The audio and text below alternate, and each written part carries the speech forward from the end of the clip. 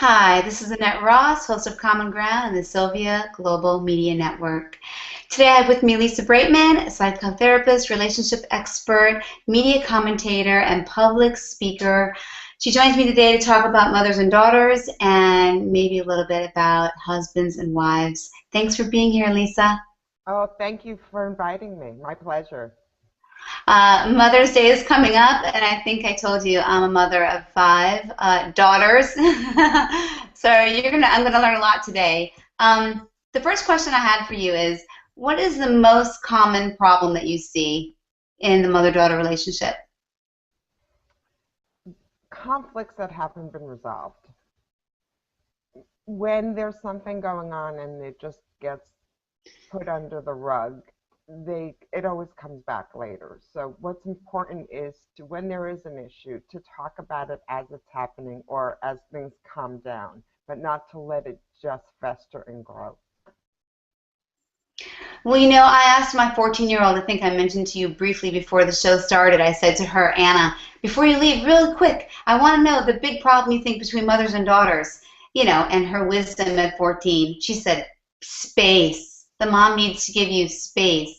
Hmm. Um, she's young, so how much space is okay? I know that when I see my daughters go into their room, I'm thinking I need to go after them and see what's going on. It depends why they're going to the room. If they're going to the room because they're mad at you or they just had a fight, going after them is fine, but not necessarily immediately, Hmm. because they need to kind of calm down if it's something they're upset about. If they're 14 and they're just going to their room, they're just going to their room because they want to chat with one of their friends or they want to do something else.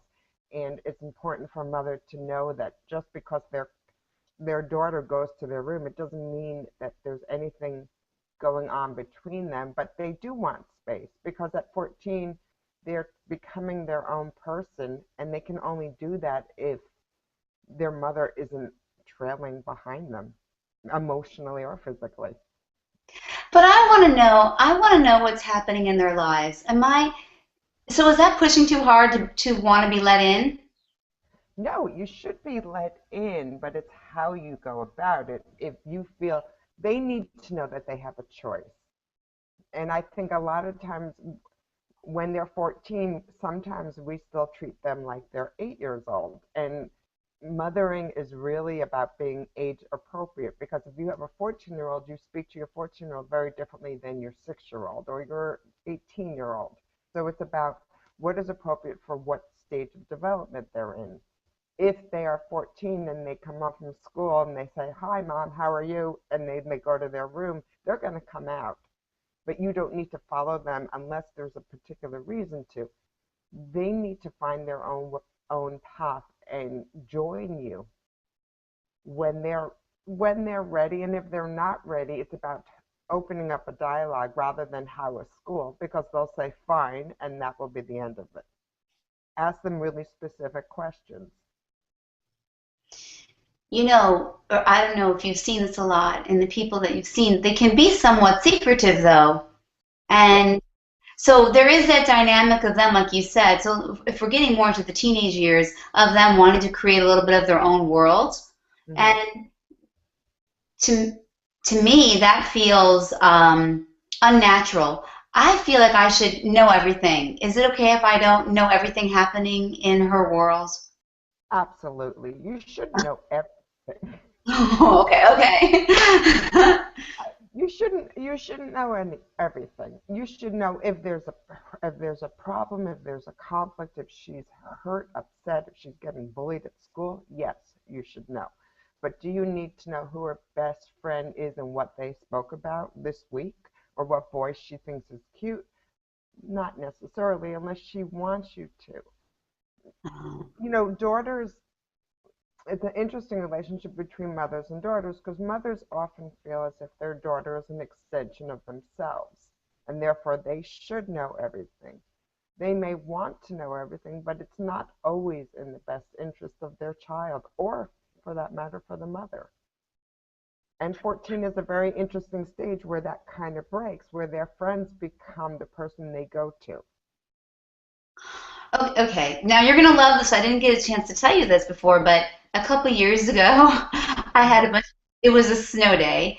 We were in Connecticut. I had a bunch of my daughter's friends over, and I asked their parents' permission. I said, I'd like to interview you girls and just ask you candid questions. And one of the questions I asked was about their moms. And a lot of them answered the one thing that they didn't like about their moms was their moms wanted to be them. So when you were saying that about a mom being an extension, do the daughters perceive that as my mom wants to be me?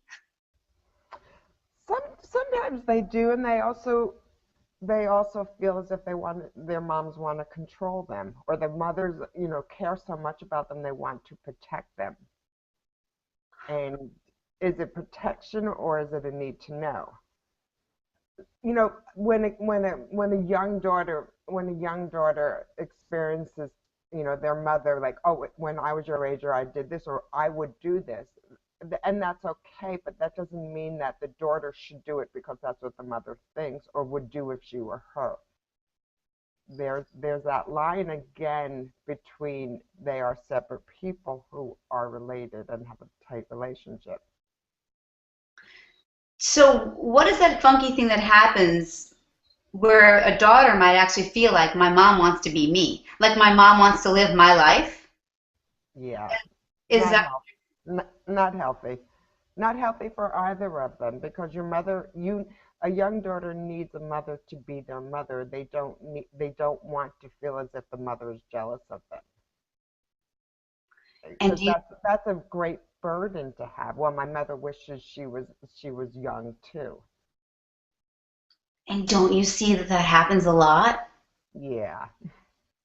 That a mom might try to live vicariously through their daughter? Yes, I do see that. And that's when I often work with moms who talk about that. And what I really direct them to is, what are they missing in their lives that they want to kind of jump into their daughter's life to such a great degree? Because if they didn't feel lacking in their own lives, they wouldn't need to latch on quite that way. Oh my gosh. So that's the remedy for that. The remedy for that is for them to look at their lives and see the void that's there, Yes. that's being completed in with them watching their daughter, live out. But so what about the cool mom thing then? The mom being like your friend. Your mom can't truly be your friend, and even then, until you're much older. Because if your friends don't set boundaries and offer discipline to their friends.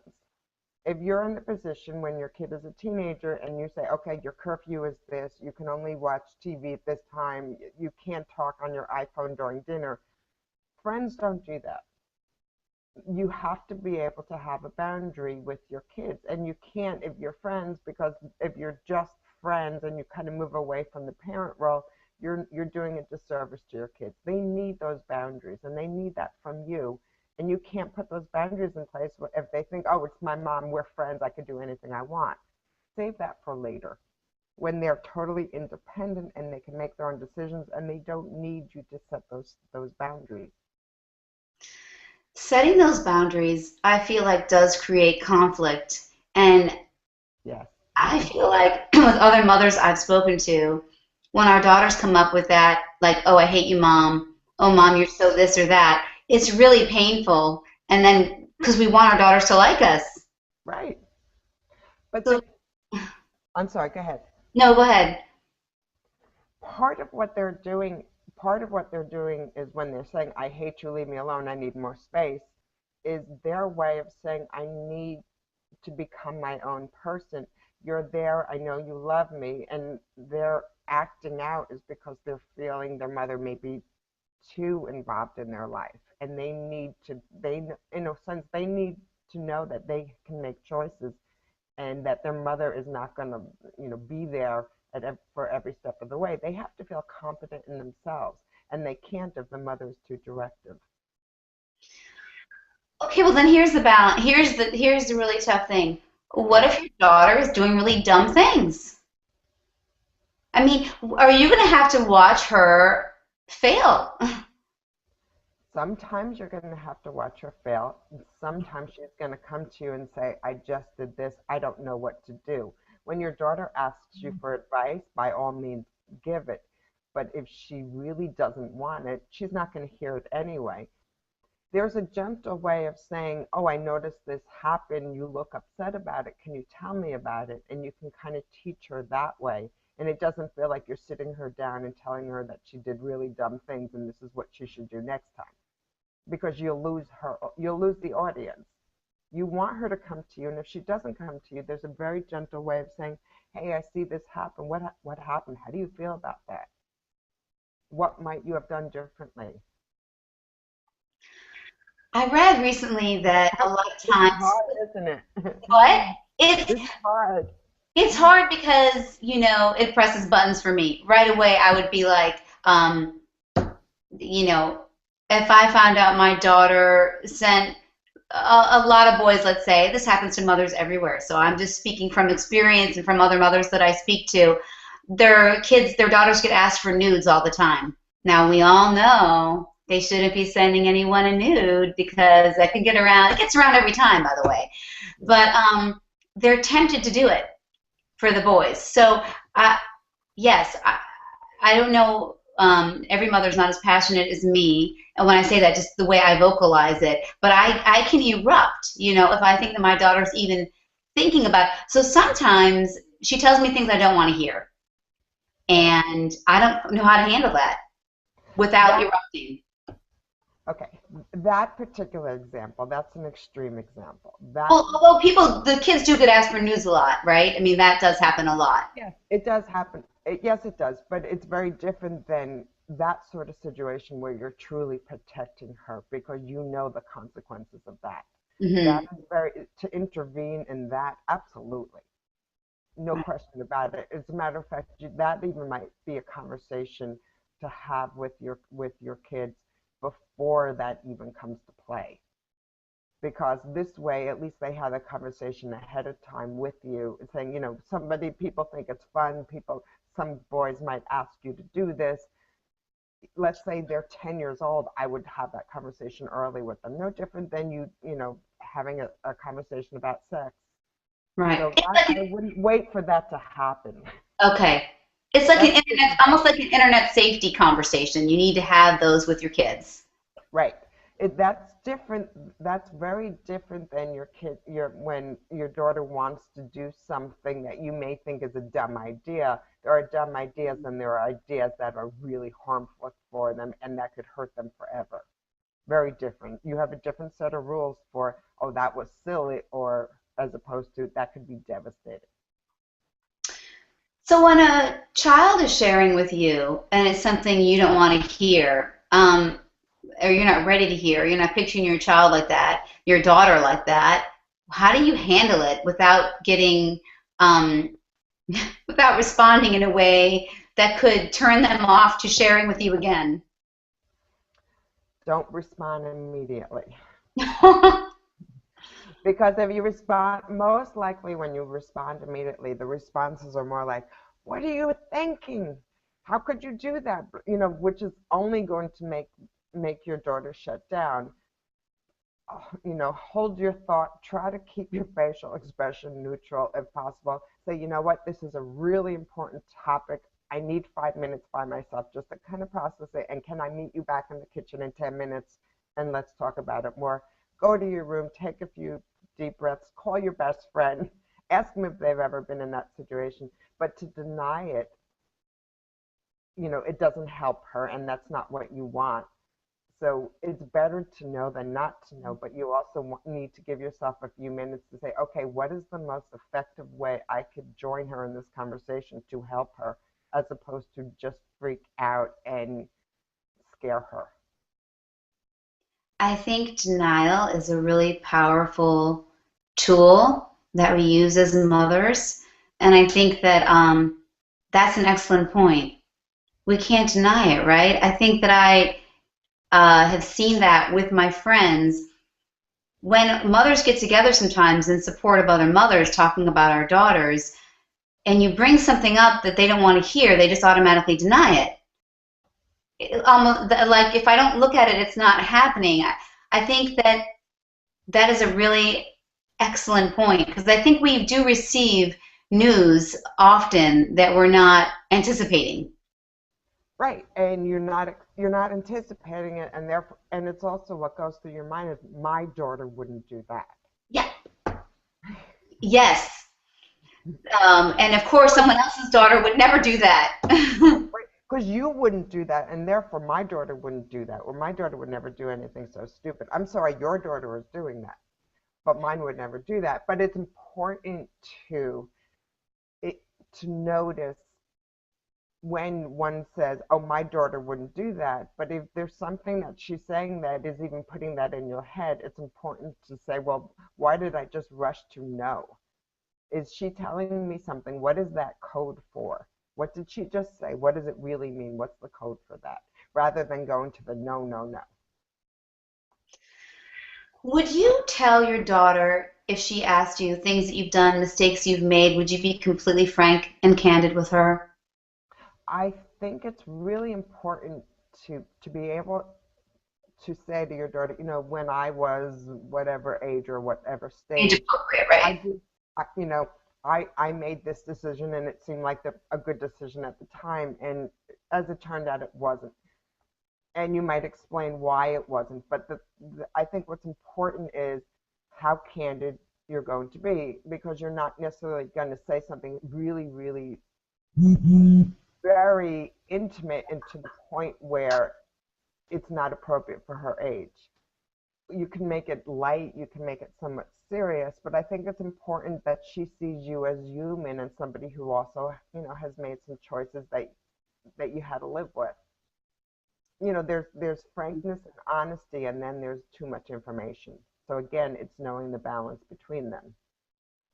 Okay, so if we get more specific, if it's, and you're talking teenagers, and teenagers can be exposed to things like drugs, obviously sex, and Right. they just ask you, Mom, did you have sex before you were married? Or did you have sex with anyone beside dad? I mean, a 16-year-old can conceivably ask that question. Um, do you answer? What is that balance? I think the fact that the 16-year-old is asking their mother about sex is a good thing, Mm. because it's far better to ask their mom than their friends what they would do, because then you can couch it in, I thought about it, I was interested, I was a little scared because of different things, and I did have um, intimacy to a certain degree with someone I really cared about, and you could couch it in that and talk about the emotional piece to it. Whereas if you don't answer it and she's really looking for answers of what, thinking, what should I do? Where do I play into this? Or how do I feel about it? You don't want to ask her girlfriend who's much more experienced and said, oh, it's easy. This is just what you do. So it's always better that she comes to you. Hmm. And if she's doing that, you're doing something right. Oh, that's nice. She does do that. But your answer then overall would never be like to lie and say, I never tried that, I never did that. Your dad was my one and only. I mean, with a daughter who's a little bit older, like I said, 15, 16, starting to think about these things, seeing their friends do things and asking questions, um, you would be honest to a point, you're Yes, saying. yes, because if you, first of all, if you lie, even if she doesn't realize it at the time, there's going to be a part of her that knows you're lying because she knows you pretty well. And when you lie to your kids, you lose their trust. If you say, "Oh, your father was the only person I was ever with," and you got married at 28, when she's 16, she's probably going to know that's a lie. Mm, So you want her to follow up with conversations, but if you lie to her, why would she? that's a Because good you're point. unreliable. And the same thing about something like drugs. Yes, Um, to a degree, and you could also couch it in, let's say it's smoking pot, which is a big issue because now it's legal in so many states. yes. So that kind of changes the all or nothing attitude about it. But you could also tell her if you did, and then again, this is depending on her age. Right. some people might say, I did try it when I was in college, and I didn't really like it because it made me eat a lot. Or some people talk about it makes them feel paranoid. So you could talk about like the things to keep in mind. Will you say, yeah, oh yeah, when I was in college, I got high every day for 4 years? Probably not. But you don't, you want her, but what I would do is answer the question with a follow-up question. What makes you ask that now? Is there something going on? Are other people introducing it to you? Do you feel pressured? So bring the conversation back to her because she's asking you for a specific reason. So I'd be more interested, kind of answer it quickly and go back to find out why she's asking it. Redirect it. You know, I read something recently about labels, and that a lot of times, without our knowing it, we label our kids like Yes.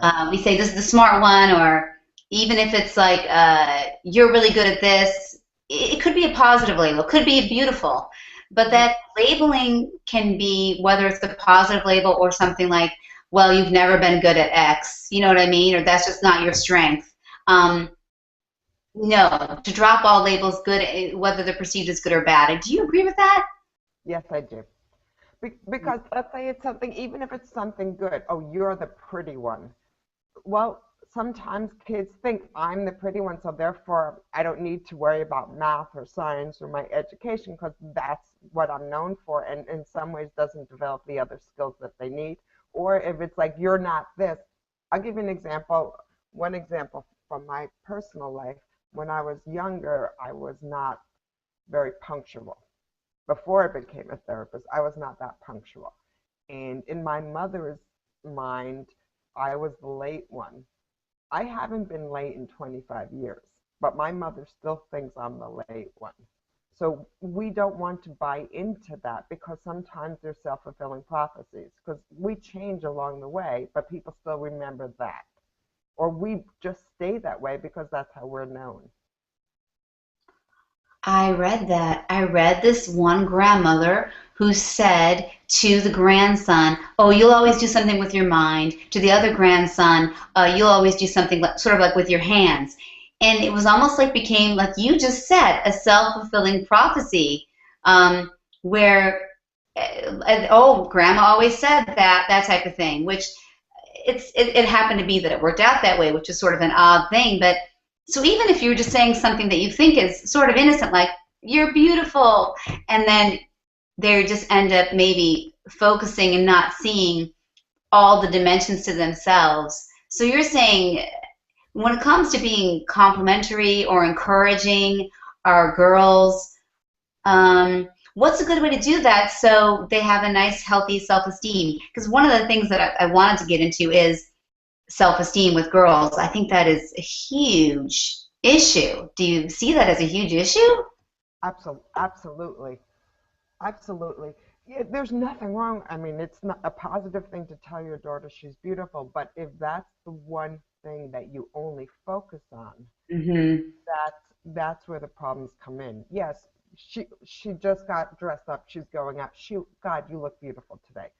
But last week you commented on how well she's doing in school. And yes, she seems to have a creative side to her, but that doesn't mean that she also doesn't have an analytical part to her as well. So it's really about not focusing on any one thing where you think that's the value of her. So it's really more a broad spectrum.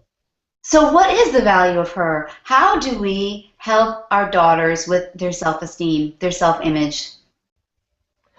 Well, it goes back to what I mentioned briefly before. Not controlling your daughter, making her feel she's competent. Ask her opinion, even if it's on a family matter. We're thinking about moving. We're buying a car. What do you think? Ask her to weigh in on it because it shows you that you value her. It's not just the parents are making the decisions and telling the kids. Those very subtle messages that you're asking her to weigh in on things shows that you value her. Whether it's her personality, whether she makes you laugh, all of those different ways are very subtle ways of letting her know that there's all these different aspects of her that are valued in the family and that you appreciate in her. Yeah. Uh, okay, but is it a normal part of adolescence for any adolescent, maybe male or female, to be a little insecure? So is that something you're going to see them go through regardless? Mostly, yes.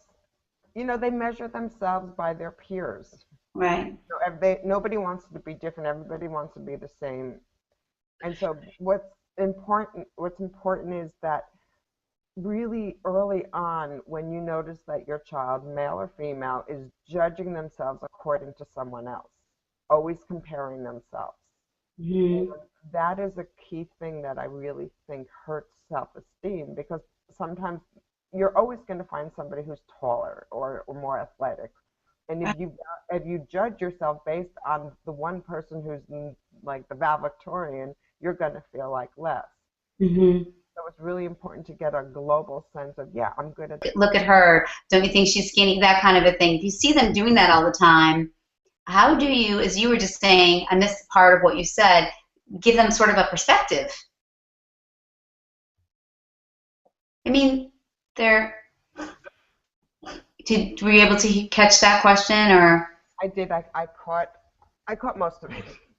Yeah, giving them a perspective so it's not just them constantly comparing themselves to others, which they do to a certain extent, right? I would ask your child at this point. Well, how would does this make you feel differently about yourself? And how would you feel if you didn't compare yourself to your friend who's a model? Like, take that person out of the equation for a moment. Hmm, that's a good idea. Well, what if she wants to be like that? Well, then to be a friend like her model. Well, look, there are only a very small percentage of people who can be models, but she can look, and that's true, and that's the society, but it's about her striving to be the best she can be. And whether that includes that or not is a different story. But if she feels good about who she is and she does what she can to bring out the best in her, then she'll feel okay with it. Well, our girls, anyone in this society right now is growing up with a lot of that media exposure and a lot of the selfie and a lot of the trying to get everything to look their best and the Kardashians. I mean, that is really prevalent and out there. So it must be attacking girls' self-esteems all over. Absolutely. Because, absolutely, because the focus is, and also sexuality, because you just used the Kardashians as an example. Sorry, And I just threw it no, out. but it's a good one, because when you think about it, what is the focus? It's about how they look and their sexuality. And yeah, for a teenager to see that. But this has been going on from forever. It's more noticeable now because of the reality shows. But let's face it, magazines, the 17 airbrushed. There was a whole big thing about that a couple of years ago about airbrushed, because kids compare themselves to the girls in the magazines on the cover, and those girls don't look like that until they get photoshopped. I mean, yes, some are prettier than others per se, but it's not real. And so it's about educating your daughter that that's not real. That's an illusion, because they're selling a product. And if she saw that girl in the mall wearing cut off shorts and no makeup and a ponytail, she would probably look a lot like everyone else there. I know. I mean, do you think it's possible to sell a teenage girl on the idea that there is such a thing as beauty that comes from within, that radiates from inside? Yes, but Hard to sell. because I do think that's possible, but because of the way media works now, I think you have to start a lot earlier than you probably had to in the past, because they're getting so many messages in so many ways. They can't turn their phone on without seeing that message. And it's about helping them develop the other parts of themselves. Let's say they're focused only on their looks or mainly on their looks. It's very helpful for a parent to help them develop their intellectual side or their humor, and the other things that they do and that they enjoy, and not to join them in focusing on just the superficial stuff. It's a parent's job to help them rebalance that. I think that that is such a good point. We do have to start younger. And one thing I wanted to ask you and I sort of mentioned it before the show started. Mothers have a lot of sort of power and influence in their daughter's life, right? More than I Absolutely. would have thought. And I have wondered myself what you think about something like fairy tales. If you think that those images that they evoke for girls, um, about Prince Charming and Happily Ever After, if those are end up having a negative impact, or if in a way they have a positive impact. What is your thought about that? It depends how it's portrayed. Yes, everybody wants happily ever after, but the reality is people are always seeking, happiness, and I understand all about happiness and the pursuit of it, but most of the time life is about feeling contentment with moments of happiness, the highs. And the fairy tale, well, sometimes we have to revise our story of a fairy tale. When we're younger, fairy tale is Prince Charming. Perhaps when we're older, a fairy tale is a man with a job. So,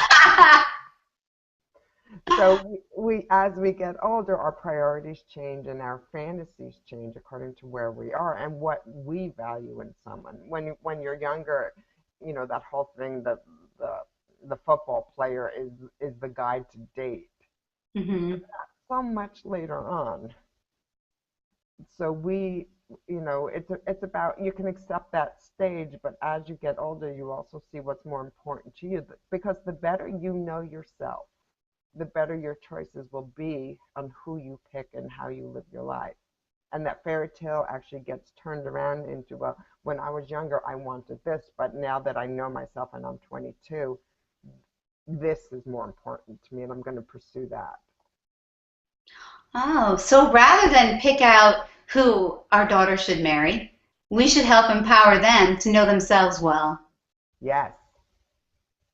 That's a really great idea. That's very good. Because okay, so what do you do then? Because the mom does have a certain amount of influence. If the daughter does at some point not bring home like the husband to be, but the boy, let's say, who's like got the tattoos and just the exact thing that you wouldn't think your daughter might be for like a first boyfriend or something. How do you respond? You might say to take a breath again, but do you give an honest sort of assessment? Are you, by steering them away, are you steering them more toward? Usually, especially when it's first boyfriend, if you're talking mid to late teens, this is, if it's first boyfriend, this is the first choice she's ever made. And Mm. to tell her that her choice is just not marriage material is irrelevant at this point, providing Yeah. providing he's not abusive, providing he's not into drugs, anything of a serious nature. If he's just kind of not what you would want for your daughter, talk to somebody else about it. Ask her what she likes about him. Find out where her head is. What is it about him that she finds attractive? What kind of qualities does he have? Because maybe that those tattoos, which you may not be a fan of, but beneath those tattoos is a really good guy who adores your daughter and treats her well. So find out what's really behind that. But if you just judge based it on what you see and what you pictured for your daughter, and you tell her negative things, that's not the best way to go about it. She'll resent you and she'll stop talking to you. Well, I love how everything that you say is sort of like a non-explosive way of having a discussion with our daughters. I mean, that's really, really important. But let's say, worst case scenario, you see a trend where your daughter does pick out people in their life, male or female, that undermine her in some way. Well, and that's gonna happen. You're underminer or a very bad influence. That's Exactly. why that's why it's so important to keep the conversation going with your daughter at all different stages of her life. When Because when you have an relatively open communication, she'll come to you and say, you know what, Sally, at school, Sally did this, and she told me she was my friend, but yet she's flirting with the guy I like. Yes, yes. If you've had an open conversation with her, an open relation, relatively open relationship with her, she will come to you with that. This is about supporting her in that.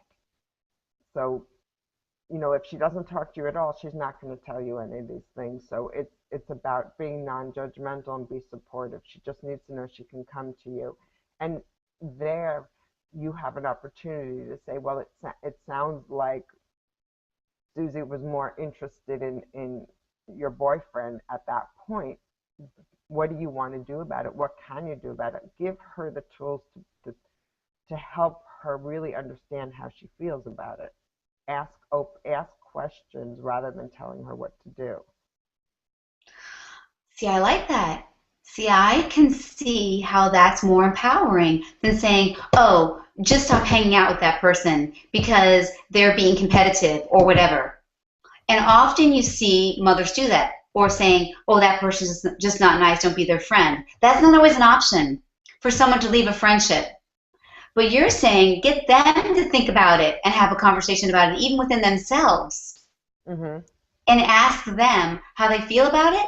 Is that sort of right? Or, How they feel about it, or what do they want to do about it? And they'll say, "Oh, I hate so and so because they did this, this, and this."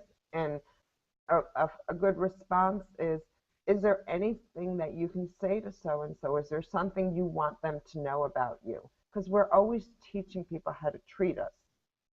So you can ask your daughter to speak to, let's say, that particular girl and say, I'm upset because I liked him, and you're letting them know that's not okay, and you're also letting her know that she can be empowered. She just doesn't have to feel bad. She can say something.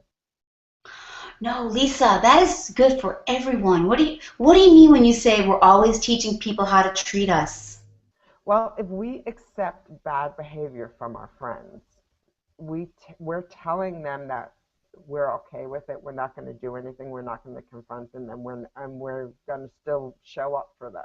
But if we tell them, you know what, I don't like how you spoke to me that day. It made me feel this way, and that's not okay. They're going to respond differently next time if they want you in their life. Maybe they didn't realize they're doing it. Maybe they didn't realize they were condescending. But if you bring it to their attention, not in an attacking way, in a sense of, I felt badly when you said that. So you're teaching them that you're not somebody they can do that to. That is so excellent. Okay, I've asked everyone who's been on, all these great women that I have met who've been on the show, about feminism.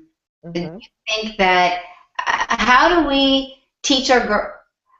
Do you still believe in this day and age when women are fighting for more and more equality, which is important, I think, there is still a way to be feminine, still a way to be those things, those beautiful things about being a woman, um, can still be celebrated, and yet there can still be, we can still be equal.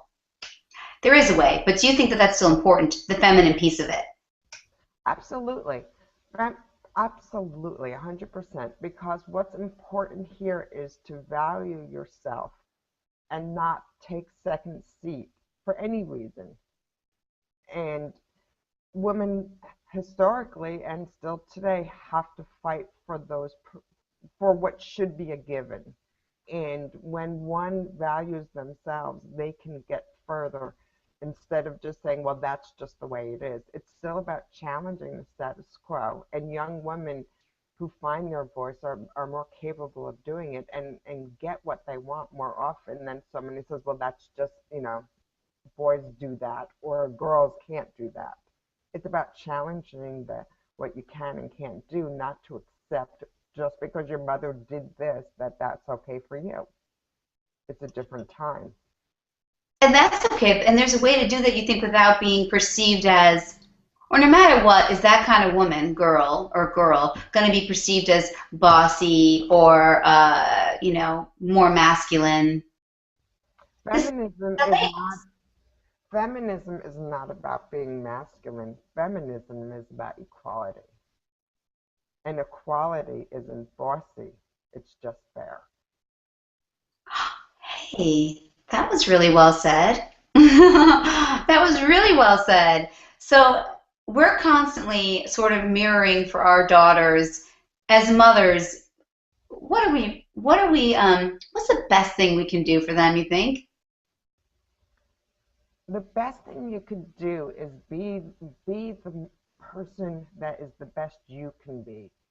Show them your strengths, show them your vulnerabilities, all the different parts of yourself. Be the role model you wish you had. So it's doing your own personal work so you can share this richness with your daughter. You're the best example she's going to have. So when you kind of figure out your own stuff, you're setting her up for success as well. No matter what, is the mom sort of get the raw end of that stick, though? Do they sort of get blamed? They do. They get blamed. It's interesting. When you have a teenage daughter, you get blamed. When they're 25 and they start quoting you. So sometimes and they quote you of all the things you said that you didn't think they heard. So something for any parent of a teenager has to know is that this stage will not last forever. And I am feeling blamed. I feel taken advantage of. Sometimes I feel like I'm just furniture or I'm a chauffeur. And I think a lot of moms talk about that. But what you're not realizing is that the good things you're offering your child, she knows, but she doesn't necessarily express it at that time, but she takes it with her. And you actually understand that when you see how well she turns out. But you also said something great. I mean, by doing your own work with yourself, Hmm. and you're helping her in a way. Absolutely. I had a woman call me because she wanted to do therapy with her daughter, but the daughter wasn't ready. Hmm. And and she said, "Well, I guess I'll wait till she's ready." And I said, "Well, it's always effective to have the two of you together, but you could still work on your relationship and on you, which will help your relationship if you wanted to come in alone." And I left it at that. And then she did follow up and she did some work on herself and some things that she had to look at. When she looked at it over probably even just a short period of time, 6 weeks, the communication with her daughter was better because she kind of understood things that she was doing that she didn't know, wouldn't have known otherwise until she started doing her own work. Oh, you know what? That is so important because sometimes you might think as a mother, you feel like, I don't know if you've ever felt this way, that's sort of selfish.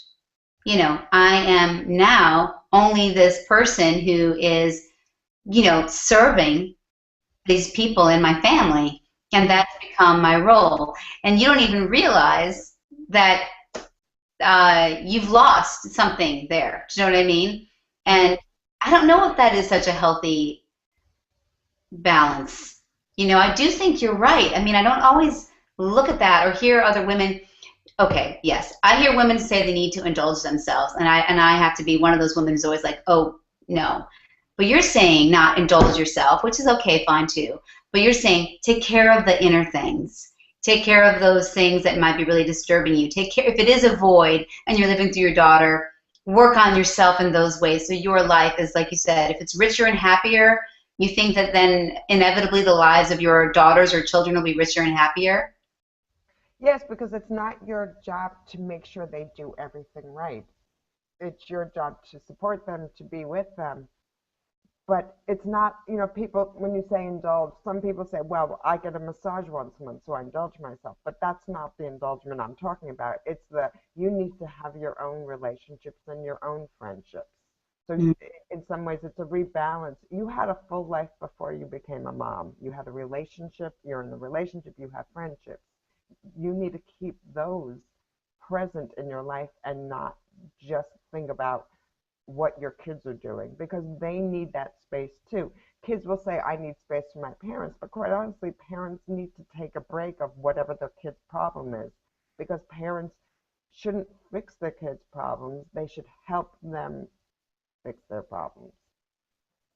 Do you see relationships often that where they overindulge their kids or they are trying to micromanage every aspect of their child's life? Yes, and we call them helicopter parents, and that's usually when they're older, in the sense of they'll call their college admissions and find out if they did this or that or over the top. I think parents their intentions are good. They want the best for their kids, but in a way, when they try to fix their problems, they leave their kids feeling helpless and incompetent because they hadn't fixed anything. You need to give them the tools so they can do it on their own and give them help and give them advice. But to take it over, it actually does the opposite effect. And how young can you start with some of, well, I guess maybe you're going to say if they're very young, there's small things you can do to empower them, right? Even if they're, like you said, 4, 5, 6, they can find their own stopper gear Hmm. or put it in a place where it can be found or no. I mean, there's that hard thing, like how much are we supposed to do for them even as younger little people? Well, a good example is this.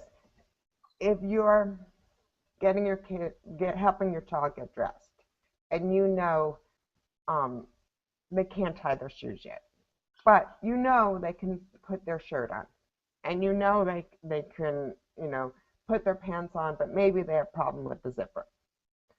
So it's their job to put their pants on, and when they need assistance with the zipper, to help them, but not to put their pants on when that's something they already know how to do.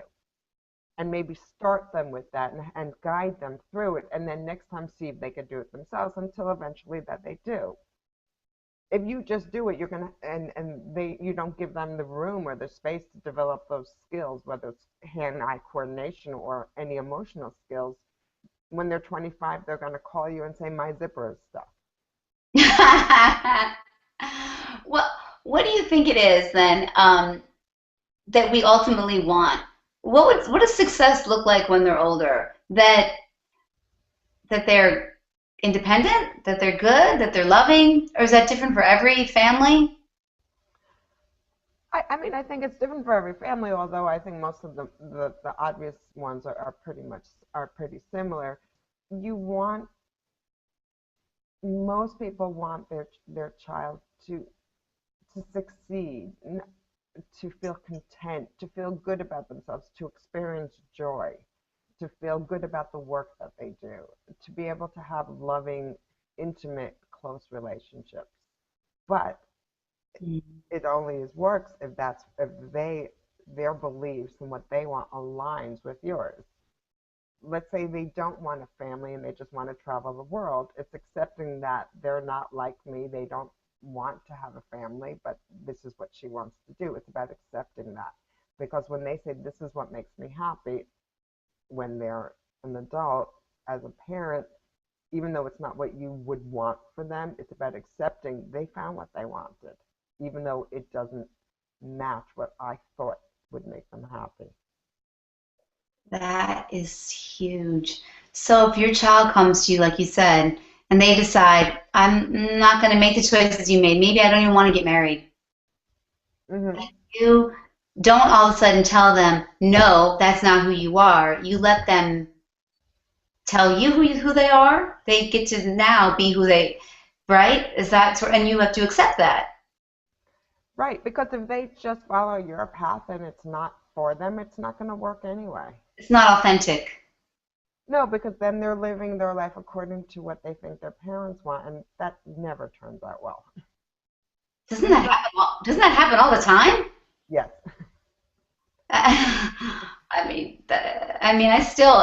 So there's a sense where you can instill in them that you're going to be proud of them hmm and love them no matter what those choices are. I mean, barring that they're not, detrimental for their well-being type of thing, right? I mean, right, they become a world traveler, something you never thought you'd do. They decide they don't want to get married. Um, you picture them in family life or whatever because you pictured grandchildren. It's not about what you picture for them.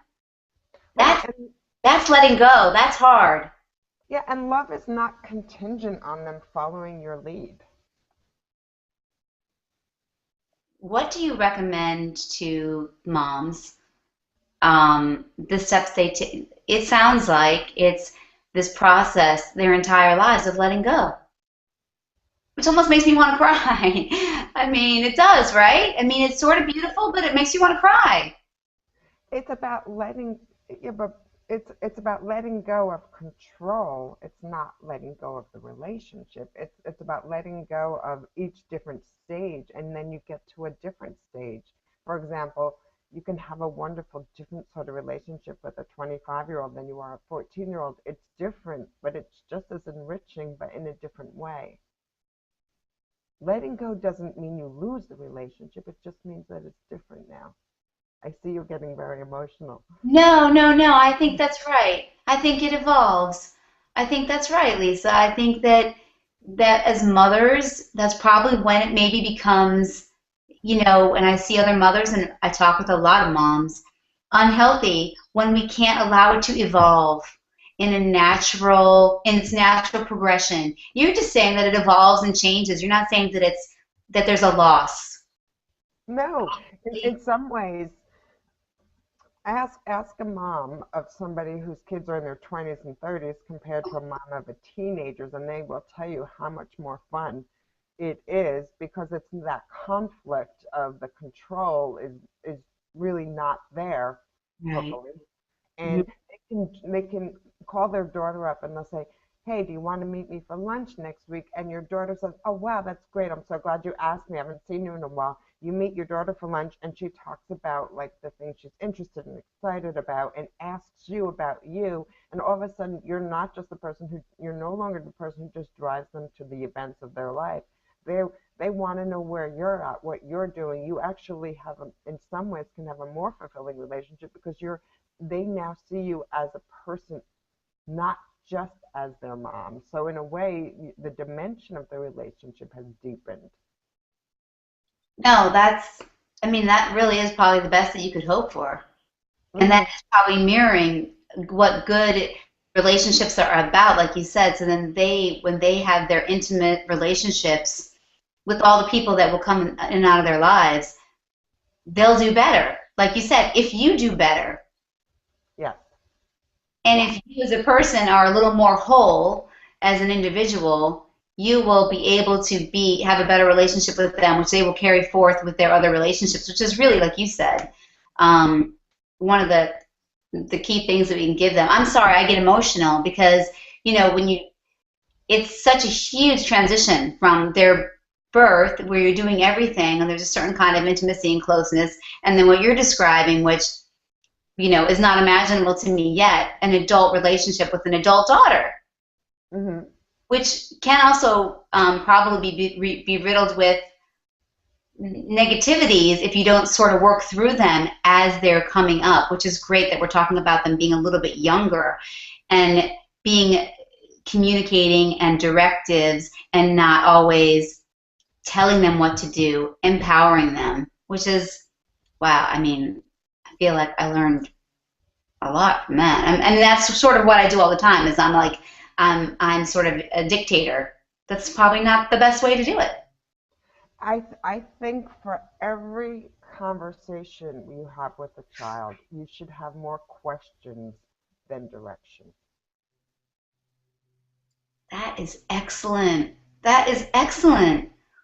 That is a great piece of advice. Ask them questions. Don't just give them directives. I love that. I absolutely love that. I'm going to end it on that because I think that that's really powerful and really important. And I think that it's really important to talk with someone about those real relationships as they're happening in our lives where we have something tangible we can leave with, something we can actually do. I mean, there's this idea out there about mothers and daughters and how to make it better, and and there can be a very frustrating thing. My mother is dead now, so I can't work on that anymore.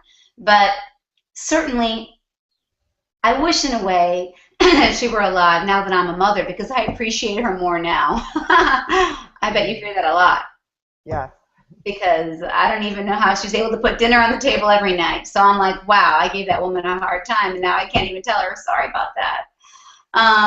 Because I get how hard her job was. But when you leave a conversation with someone like yourself, who's an expert in relationships, with something tangible you can bring to the most important relationships of your life, I think what better what better thing to do? Um, Thank you for doing that and dispelling some of the myths about mothers and daughters and being the cool mom and that kind of thing. Because I think that gets that comes into the conversation a lot with me and my other mom friends. You know, they want to be cool, and as you said, that's not always the most important thing. It's the Yeah, boundaries.